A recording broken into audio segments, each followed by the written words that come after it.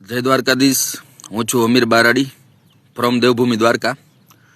હવે મિત્રો, આજે મારે તમને એક વાત કહેવી છે।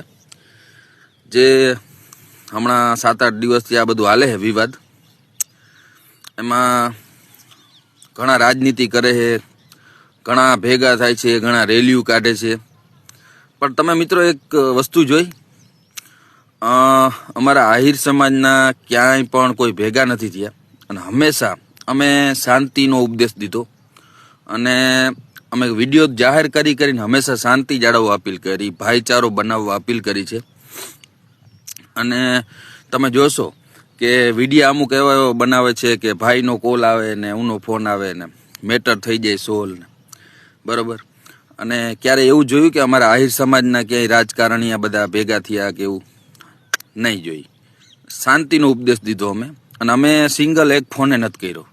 નકર અમારા સમાજના શું નેતા નહીં હોય? અમારા સમાજમાં બીજેપીમાં સૌથી વધારે છે, બરાબર। પણ ભાઈચારો બનાવવા માંગી છીએ હંમેશા આહિર સમાજ, અને એવું નથી કહેતા કે અમને સાથ નથી આપતા। અમે એક ફોન કરી તો આવી જાય, અમારા સાંસદે આવી જાય પૂનમબેને, પછી અમારે કેટલા બધા રાજકારણમાં છે, બરાબર। એવું નથી કે અમે એક ફોન કરીને ના આવે, એ પણ આવી જાય, પણ અમે બોલાવ્યા નથી। અને એ પણ એવું ઈચ્છે છે કે શાંતિ જાળવવી જરૂરી છે।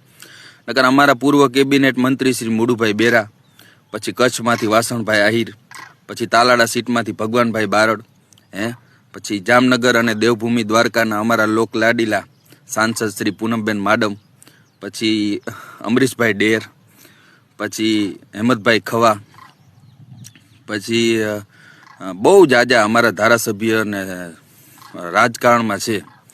પણ એ બધા હંમેશા શાંતિનો ઉપદેશ દે, ક્યારે વિદ્રોહ ફેલાવવાનો પ્રયત્ન નથી કરતા।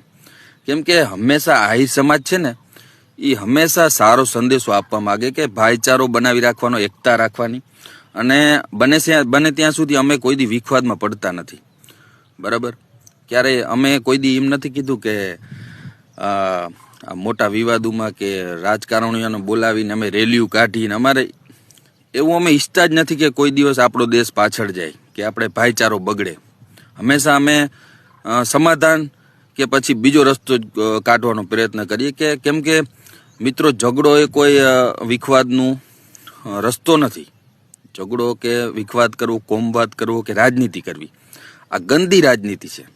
આ જે ચાલે છે ને ગંદી રાજનીતિ, અત્યારે જો આ ગંદી રાજનીતિથી બચવું હોય ને, તો સમાજે વિચારવું પડે કે આનો રસ્તો કાયદાકીય રીતે લડવો જોઈએ, કાયદો કોઈ હાથમાં ના લેવો, અને જે અમુક સોશિયલ મીડિયામાં ગાળાગાળીને બફાટ કરે છે એનાથી દૂર રહેવું જોઈએ। હંમેશા શાંતિ રાખવી જોઈએ ને ભાઈચારો રાખવો જોઈએ।